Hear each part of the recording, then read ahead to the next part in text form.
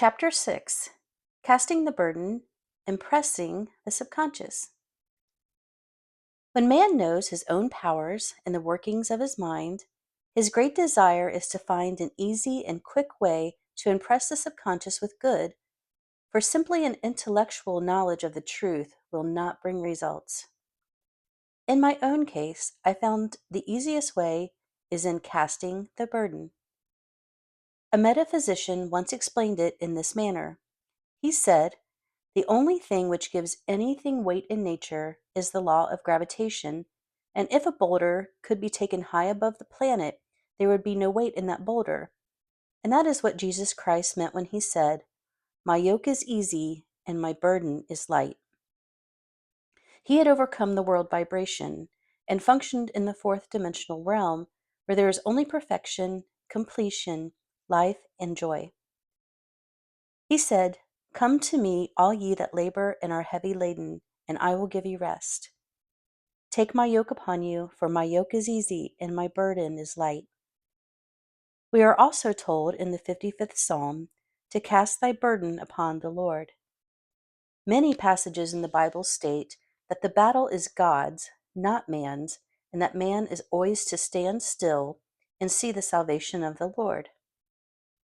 This indicates that the superconscious mind, or the Christ within, is the department which fights man's battle and relieves him of burdens.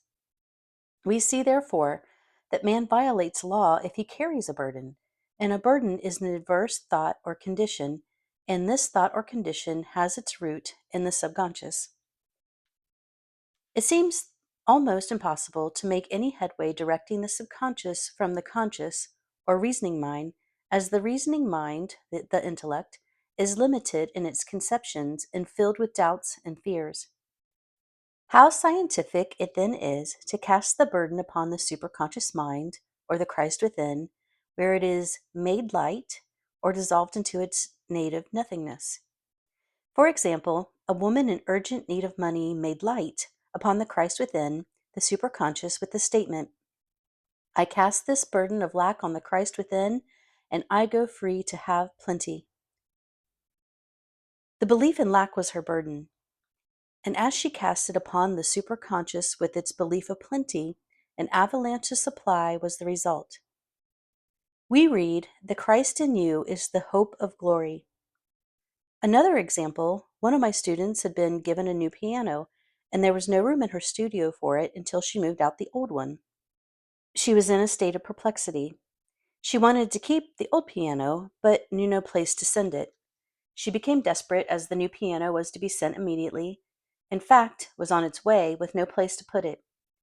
She said it came to her to repeat, "I cast this burden on the Christ within, and I go free." A moment later, her phone rang, and a woman friend asked if she might rent her old piano, and it was moved out a few minutes before the new one arrived. I knew a woman whose burden was resentment. She said, "I cast this burden of resentment on the Christ within, and I go free to be loving, harmonious, and happy." The almighty superconscious flooded the subconscious with love, and her whole life was changed. For years, resentment had held her in a state of torment and imprisoned her soul, the subconscious mind. The statement should be made over and over and over, sometimes for hours at a time, silently or audibly, with quietness but determination. I have often compared it to winding up a Victrola. We must wind ourselves up with spoken words. I have noticed in casting the burden, after a little while one seems to see clearly. It is impossible to have clear vision while in the throes of carnal mind. Doubts and fear poison the mind and body, and imagination runs riot, attracting disaster and disease. In steadily repeating the affirmation, "I cast this burden on the Christ within and go free," the vision clears, and with it a feeling of relief, and sooner or later comes the manifestation of good, be it health, happiness, or supply. One of my students once asked me to explain the darkness before the dawn. I referred in a preceding chapter to the fact that often before the big demonstration, everything seems to go wrong, and deep depression clouds the consciousness. It means that out of the subconscious are rising the doubts and fears for the ages. These old derelicts of the subconscious rise to the surface to be put out. It is then that man should clap his cymbals like Jehoshaphat and give thanks that he is saved, even though he seems surrounded by the enemy, the situation or lack of, or disease. The student continued, "How long must one remain in the dark?" And I replied, "Until one can see in the dark. Casting the burden enables one to see in the dark." In order to impress the subconscious, active faith is always essential. Faith without works is dead. In these chapters, I have endeavored to bring out this point. Jesus Christ showed active faith when he commanded the multitude to sit down on the ground before he gave thanks for the loaves and the fishes. I will give another example showing how necessary this step is. In fact, active faith is the bridge over which man passes to his promised land. Through misunderstanding, a woman had been separated from her husband, whom she loved deeply. He refused all offers of reconciliation and would not communicate with her in any way. Coming into the spiritual knowledge of spiritual law, she denied the appearance of separation. She made this statement: "There is no separation in divine mind. Therefore, I cannot be separated from the love and companionship which are mine by divine right." She showed active faith by arranging a place for him at the table every day, thereby impressing the subconscious with a picture of his return. Over a year passed, but she never wavered, and one day he walked in. The subconscious is often impressed through music. Music has a fourth dimensional quality and releases the soul from imprisonment. It makes wonderful things seem possible and easy of accomplishment. I have a friend who uses her Victrola daily for this purpose. It puts her in perfect harmony and releases the imagination. Another woman often dances while making her affirmations. The rhythm and harmony of music and motion carry her words forth with tremendous power. The student must remember also not to despise the day of small things. Invariably, before a demonstration comes, signs of land. Before Columbus reached America, he saw birds and twigs which showed him land was near. So it is with a demonstration, but often the student mistakes it for the demonstration itself and is disappointed. For example, a woman had spoken the word for a set of dishes. Not long afterwards, a friend gave her a dish which was old and cracked. She came to me and said, "Well, I asked for a set of dishes and all I got was a cracked plate." I replied, "The plate was only signs of land. It shows your dishes are coming. Look upon it as birds and seaweed." And not long afterwards, the dishes came.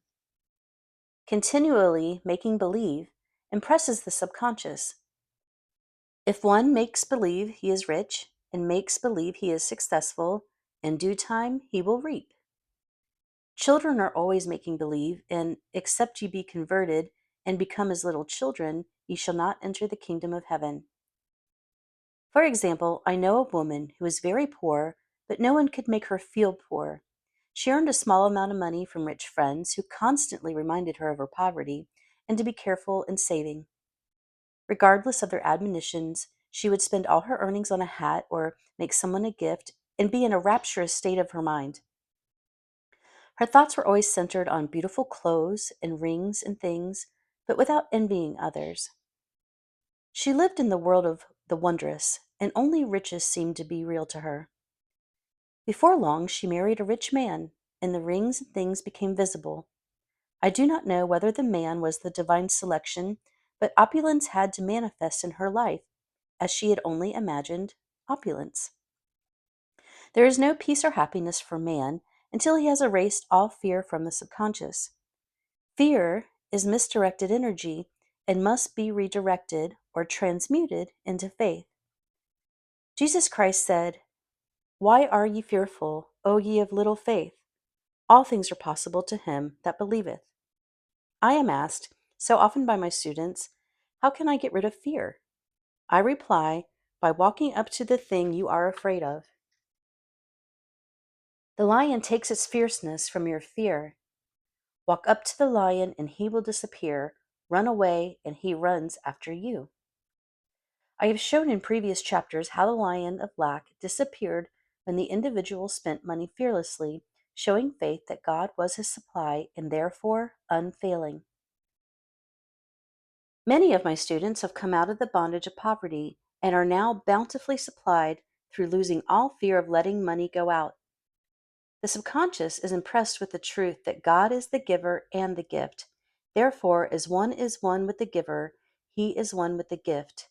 A splendid statement is, I now thank God the giver for God the gift. Man has so long separated himself from his good and his supply through thoughts of separation and lack that sometimes it takes dynamite to dislodge these false ideas from the subconscious. And the dynamite is a big situation. We see in the foregoing illustration how the individual was freed from his bondage by showing fearlessness. Man should watch himself hourly to detect if his motive for action is fear or faith. Choose ye this day whom we shall serve, fear or faith. Perhaps one's fear is a personality. Then do not avoid the people feared. Be willing to meet them cheerfully, and they will either prove golden links in the chains of one's good or disappear harmoniously from one's pathway.